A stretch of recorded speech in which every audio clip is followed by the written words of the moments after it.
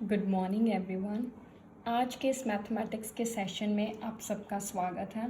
आज हम जो टॉपिक करने वाले हैं वो एग्ज़ाम के पॉइंट ऑफ व्यू से, कॉम्पिटिटिव एग्ज़ाम्स के नज़रिए से और फ्यूचर मैथमेटिक्स को स्टडी करने के नज़रिए से बहुत इम्पॉर्टेंट है, क्योंकि इसकी मैथमेटिक्स के पेपर में बहुत से क्वेश्चंस आते हैं और इसीलिए इसका ध्यान से, कंसंट्रेशन से इस टॉपिक को पढ़ना समझना ज़रूरी है।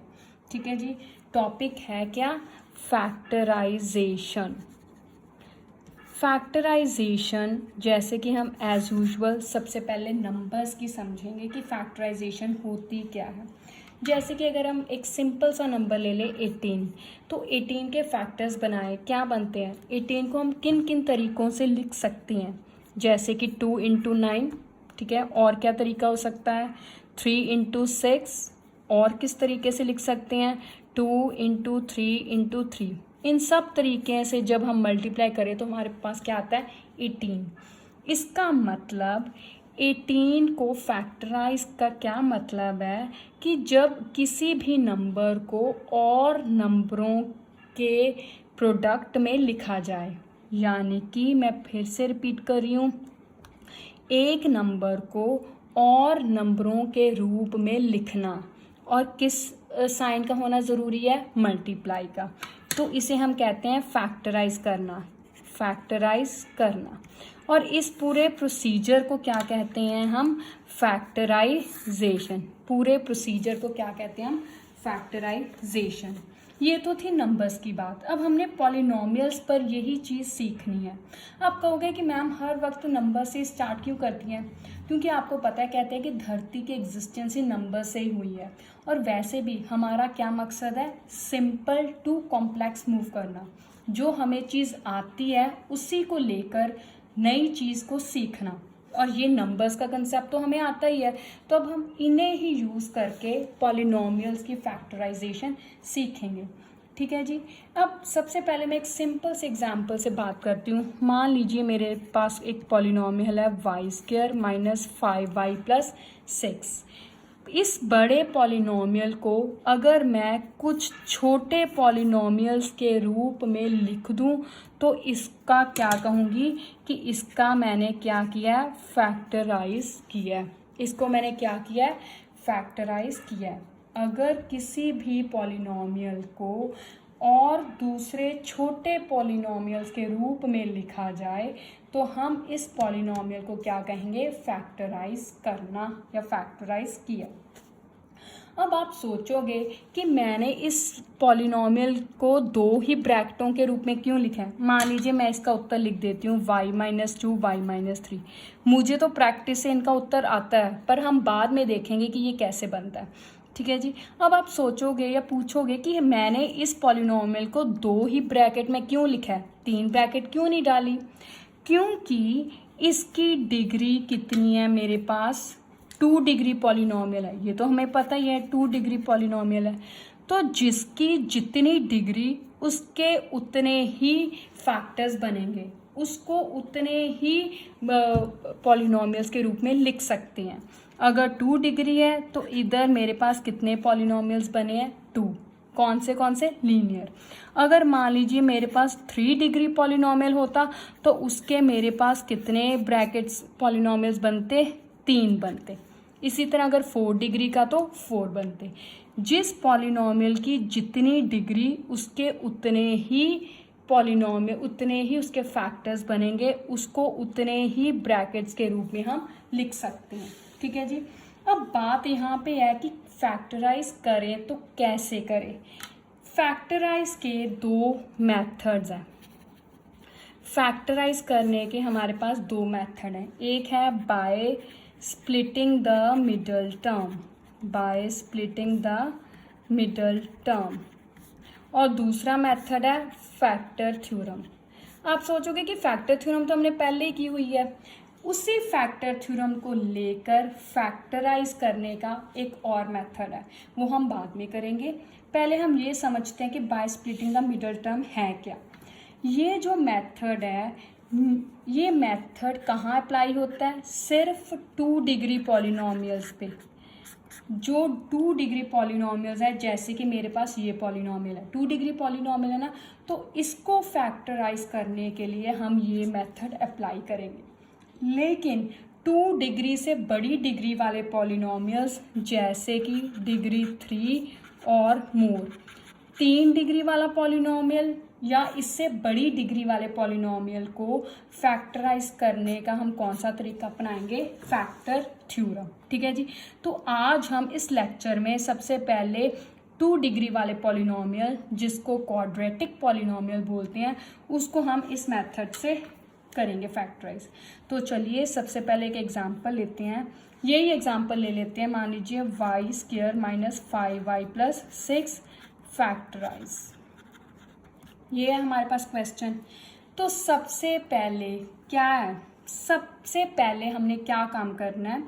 फैक्टराइज करने के वक्त सबसे पहले हमने वो टर्म लिखनी है जिसकी पावर बड़ी है। जैसे कि इसमें कौन सा वेरिएबल यूज़ हुआ है? y, तो y की बड़ी पावर वाली टर्म, फिर छोटी पावर वाली टर्म, फिर कांस्टेंट टर्म।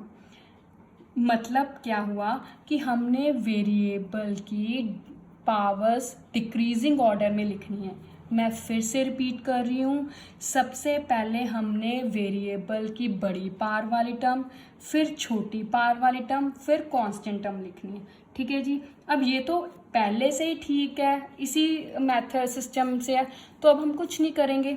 नेक्स्ट स्टेप, हमारा फर्स्ट स्टेप क्या है? अब इसमें पहली और लास्ट टर्म को हमने मल्टीप्लाई करना है, कॉफिशिएंट्स को मल्टीप्लाई करना है। अब आप कहोगे कि पहली टर्म का तो कोई कॉफिशिएंट ही नहीं है। अगर कोई कॉफिशिएंट नहीं है तो हम यहाँ पे क्या लिख लेंगे? 1। फर्स्ट टर्म का कॉफिशिएंट और लास्ट टर्म के कॉफिशिएंट को हमने मल्टीप्लाई करना है, यानी कि 1 × 6 कितना आंसर आया? 6 आ गया ना। अब यहीं पे इस 6 के हमने क्या बनाने हैं? फैक्टर्स। पहले 1 से स्टार्ट करेंगे। 6 को 1 से डिवाइड किया, आंसर कितना आया? 6। अब 6 को 2 से डिवाइड किया, आंसर कितना आया? 3। अब मैं यहाँ पे 3 लिखने लगी हूँ। 6 को इस 3 से डिवाइड किया, तो 6 को 3 के टेबल पे डिवाइड किया, तो आंसर कितना है? 2। अब आप देखोगे कि यहाँ पे 2 3 3 2, चाहे ऑर्डर डिफरेंट है, अलग पहले वो लिखा है, यहाँ पे पीछे लिखा है, पर है तो नंबर सेम ना, तो इसका मतलब यहाँ पे रिपीट होने लग गए ना, तो हमने यहाँ तक ही करना है और ये रिपीटेड नहीं लेने, इसको हमने कैंसिल कर देना है। इसका मतलब हमने 6 के सिर्फ यहीं तक फैक्टर्स लेने हैं, रिपीट भी नहीं लेने। जहाँ से रिपीट होना शुरू हो गए, बस वहीं पे हमने प्रोसीजर हमारे फैक्टर्स बनाने का काम रोक देना। अब हमारे पास ये 2 पेयर्स आ गए। नेक्स्ट स्टेप, सेकंड स्टेप क्या है? जो लास्ट टर्म का साइन है, यहाँ पे हमारे पास टर्म का साइन कौन सा है? प्लस है ना, तो इसको हमने यहाँ पे प्लस करना है इन दोनों को। क्या आएगा? 1 + 6 7, 2 + 3 5।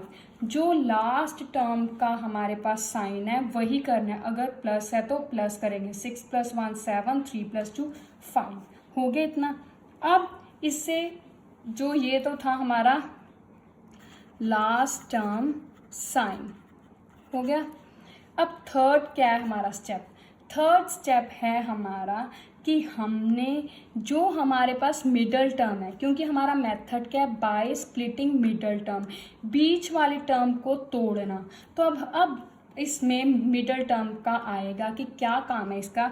जो बीच वाली टर्म है वो 5 है ना, तो इसमें कौन सा 5 आंसर आ रहा है? ये आ रहा है ना, तो ये हमारा अल्टीमेटली पेयर हुआ जो हमें चाहिए।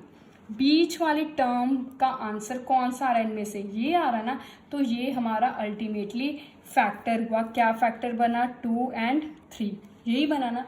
अब बारी आई इसके साइन की, माइनस की। 5 का साइन कौन सा है? माइनस। अब मैं अपने लेक्चर्स में ये बार बार रिपीट करती हूँ कि अगर टर्म्स का साइन सेम हो तो ऐड करना है, अगर टर्म्स का साइन डिफरेंट हो तो सब्ट्रैक्ट करना है, और आंसर में साइन किस टर्म का लेना है? बड़ी टर्म का। यही हुआ ना। अब यहाँ पे 5 का साइन कौन सा है? माइनस। तो माइनस साइन किया हमने क्या है? प्लस। 2 + 3 5 होता है ना, तो जब ऐड दोनों का अगर सेम साइन होगा तभी ऐड करेंगे ना, तो सेम साइन कौन सा लगाना है, क्योंकि 5 का साइन माइनस है तो इसका मतलब इनका साइन क्या आएगा, माइनस। 2 को सेम साइन है ना, तो ऐड करेंगे, 2 और 3 ऐड किए 5, और साइन किसका आता है आंसर में, बड़ी रकम का, 3 बड़ी है उसका साइन कौन सा, माइनस, तो बन गया ना माइनस। अब इसके साथ y भी है तो साथ में y भी इनके लगा देना, ठीक है जी। अब इससे आगे चलते हैं। अभी हमारे पास सिर्फ फैक्टर्स आए हैं, अब हम अल्टीमेटली इसको प्रॉपर पेपर में किस मेथड से लिखना है वो करेंगे। ये सारा काम आप रफ वर्क में भी कर सकते हैं, ठीक है जी, क्योंकि अभी जो हम मेथड लिखने लगे हैं वो एक्चुअल इसका सल्यूशन होगा, ठीक है जी। तो हमारे पास यहाँ पे इसे रख लेते हैं, और हमारे पास चलिए हमारे पास, अब मैं दोबारा से लिखती हूँ, Y square minus 5y plus 6, ये है ना। अब हमारे पास इसके मिडल टर्म के फैक्टर्स आ गए, -2y एंड -3y। इसको सॉल्व अब कैसे करना है, पहली टर्म एज इट इज़, ठीक है जी, बीच वाली टर्म के हमने जगह ये फैक्टर्स लिखने हैं, -2y -3y, ठीक है जी।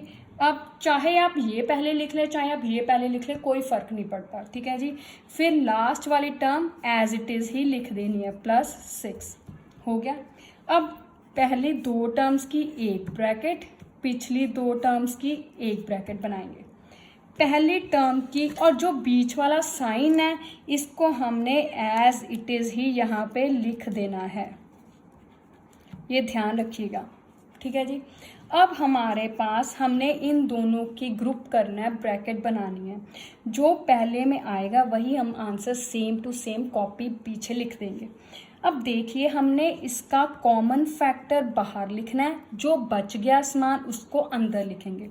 यहाँ पे y की पार क्या है, 2 है, और यहाँ पे y की पार कितनी है, 1, तो इसमें कॉमन कौन सा हुआ, हमने ये पहले भी किया था कि वेरिएबल में कॉमन फैक्टर कौन सा होता है, छोटी पार, 2 और 1 में छोटा 1, तो छोटी पार क्या होती है, कॉमन।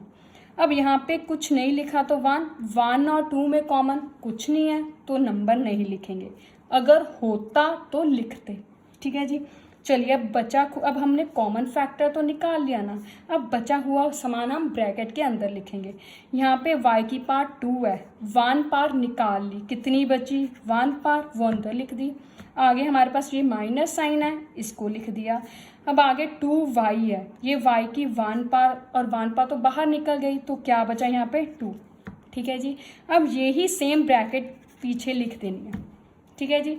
अब यहाँ पे भी एक नंबर आना है, क्या आएगा, जो लास्ट टर्म है, ये लास्ट टर्म 6 है ना, इसको हमने इस लास्ट टर्म से डिवाइड करना है। 6 को 2 से डिवाइड किया, आंसर कितना आ गया मेरे पास, 3, वो लिख देना, ठीक है जी। तो बस अब ये ब्रैकेट को एक बार लिखना है, और दूसरी ब्रैकेट में क्या लिखना है, जो बिना ब्रैकेट के लिखे हुए नंबर्स, पहले y फिर ये वाली टर्म, तो ये बस देखा आपने, यही तो मैंने फैक्टर्स बनाए थे ना, y-2 y-3, तो मैंने एग्जांपल में यही लिखे थे ना, तो बस हो गया। अब आगे एक और क्वेश्चन लेते हैं तो आपको और क्लियर हो जाएगा। मान लीजिए मेरे पास दूसरी एग्जांपल है 3x² -x -4, ठीक है जी। उसी तरह सबसे पहले क्या करना है, हमने देखना है कि सारी जो है x की बड़ी पार वाली टर्म लिखी हो, फिर दूसरी छोटी पार वाली टर्म लिखी हो, और फिर कांस्टेंट टर्म लिखी हो। तो यहाँ पे वैसे ही लिखा हुआ है, पहले x की 2 पावर, फिर उससे छोटी, फिर कांस्टेंट टर्म लिखी हुई है। चलो अब फर्स्ट स्टेप क्या है, फर्स्ट स्टेप है हमारा फर्स्ट कोफिशिएंट और लास्ट को मल्टीप्लाई करना। 3 × 4 को मल्टीप्लाई किया, कितना आंसर आ गया, 12 आ गया ना, 12। अब यहीं पे इस 12 के हमने क्या बनाने हैं, फैक्टर्स। सबसे पहले 1 से स्टार्ट करेंगे, 12 को 1 पे डिवाइड किया, आंसर 12। आगे 2 लिखा, 12 को 2 से डिवाइड किया, आंसर 6। आगे 3 लिखा, 12 को 3 से डिवाइड किया, आंसर 4। आगे अगर मैं 4 लिखूंगी तो 3, ये रिपीट होना शुरू हो गया ना, इसका मतलब यहीं पे हमारा काम क्या हो गया, ख़त्म हो गया। ये 3 फैक्टर्स आ गए हमारे पास, ठीक है जी। अब इससे नेक्स्ट स्टेप क्या है हमारे पास, इससे नेक्स्ट स्टेप है हमने इस साइन को देखना, minus sign of last term को हमने देखना है। अब यहाँ पे साइन माइनस है तो इसका मतलब हम इनको आपस में क्या करेंगे, सब्ट्रैक्ट करेंगे, ठीक है जी। तो कीजिए, सब्ट्रैक्ट कीजिए, आंसर कितना आया, 12 में से 1 सब्ट्रैक्ट किए 11, 6 में से 2 सब्ट्रैक्ट किए 4, 4 में से 3 सब्ट्रैक्ट किए, आंसर 1। अब थर्ड क्या है, सी मिडल टर्म कोफिशिएंट, बीच वाली टर्म का कोफिशिएंट देखें। अब बीच वाली टर्म का कोफिशिएंट कुछ नहीं लिखा तो क्या लिखेंगे, 1। अब ये 1 यहाँ पे कौन सा आंसर आ रहा है, ये आ रहा है ना, तो हमारा मेन कौन सा बन गया, ये बन गया हमारा, ये आपने देखा, ये 1 जिस पे आ रहा है वो हमारा क्या बन गया, आंसर आ गया। तो हमारे फैक्टर्स कौन से आ गए, 3, 4, ठीक है जी। अब 3, 4 आ गए। अब ये देखिए कि इस 3, 4 का साइन लगाने हैं हमने, कैसे लगाएंगे, 1 का साइन कौन सा है, माइनस, माइनस करने पर हमारे पास 1 आता है ना, तो इसका मतलब माइनस कब होता है, जब टर्म्स के अलग अलग साइन होते हैं। हम कहते हैं ना प्लस माइनस माइनस, जब टर्म्स के अलग अलग साइन होते हैं तभी माइनस आता है। तो अब किसका साइन आंसर में आता है, बड़ी टर्म का, तो इसका मतलब 4 का साइन माइनस, 3 का साइन प्लस, तभी तो ये बनेगा, ठीक है। और साथ में जो वेरिएबल है वो भी हमने एज इट इज लिख देना। ये हमने फैक्टर्स ढूंढ लिए, तो चलिए अब इन्हें प्रॉपर मेथड से लिखते हैं। 3x² - 1x - 4, पहली टर्म हमने एज इट इज, बीच वाली टर्म की जगह हमने ये लिखने हैं अपने फैक्टर्स, प्लस 3x - 4x। मैंने पहले सम में भी कहा था, अभी भी कहती हूँ, चाहे आप पहले ये लिख लीजिए चाहे आप पहले ये लिख लीजिए, कोई फर्क नहीं पड़ता, सेम वैसे ही आंसर सॉल्व होगा, ठीक है जी। आगे ये लास्ट वाली टर्म एज इट इज -4 लिख दी। अब पहली 2 टर्म्स की एक ब्रैकेट, पिछली 2 टर्म्स की एक ब्रैकेट। अब हमने यहाँ पे x की पावर कॉमन निकाल ली 1। अब देखिए यहाँ पे 3 और 3 2 नंबर है ना, तो 3 और 3 में कॉमन क्या है, वैसे तो हमें साफ ही दिख रहा है 3 कॉमन है, पर अगर ना पता चले तो आप इसका क्या निकालेंगे, HCF। तो 3 कॉमन फैक्टर आ रहा है तो उसको हमने बाहर निकाल लिया। अब यहाँ पे x की पावर 2 है, यहाँ पे x की पावर कितनी है, 1, तो कितनी बची, x की पावर 1। यहाँ पे 3 है, यहाँ पे भी 3 है, तो 3 को 3 से बाहर निकालिए, आंसर कितना है, 1। हमने यहाँ पे बचा खुचा सामान माइनस करके नहीं निकालना, डिवाइड करना है। 3 को 3 से डिवाइड किया, आंसर 1, ठीक है जी। ये ध्यान रखना है, बच्चे ज़्यादातर यही गलती करते हैं, वो माइनस करने लगते हैं। माइनस नहीं करना, डिवाइड करना है। आगे प्लस वैसे ही 3 को 3 से डिवाइड किया 1, x की पावर 1 थी वो बाहर निकल गई तो 1 ही रह गया। अब ये साइन जो है हमारा दोबारा से एज इट इज़ लिखा जाएगा। यहाँ पे x + 1 है ना, सेम टू सेम वही ब्रैकेट हमने यहाँ पे लिख देनी है। अब इस टर्म को 4 को मैंने 1 से क्या करना है, डिवाइड, 4 को 1 से डिवाइड किया 4, ठीक है जी। अब इसको सेम आ गया और ये जो बिना ब्रैकेट के इनको लिख लिया, ये आंसर आ गया, हो गया सॉल्व।